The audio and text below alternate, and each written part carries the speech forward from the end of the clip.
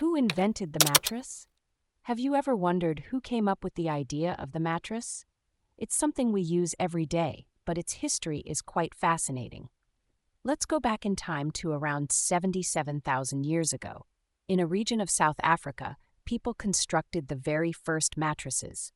These early mattresses were made from layers of plant materials and were about a foot thick and an impressive 22 feet long. Fast forward to around 3400 BCE, the Egyptians made significant advancements in bedding.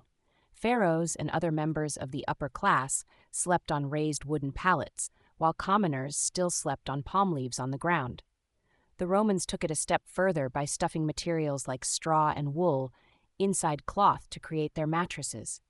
This was a big improvement from just sleeping on leaves or straw.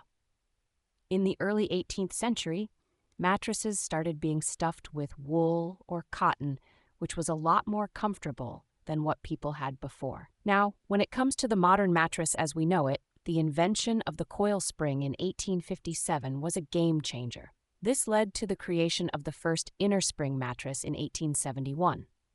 So, who exactly invented the mattress? Well, it wasn't a single person. The development of the mattress was a gradual process that spanned thousands of years and involved many different cultures. From the early plant material mattresses in South Africa to the coil spring mattresses of the 19th century, each innovation built upon the last. In essence, the mattress is a product of human ingenuity and the continuous quest for better sleep and comfort over millennia. There isn't a single inventor to credit, but rather a series of improvements made by various people across different eras.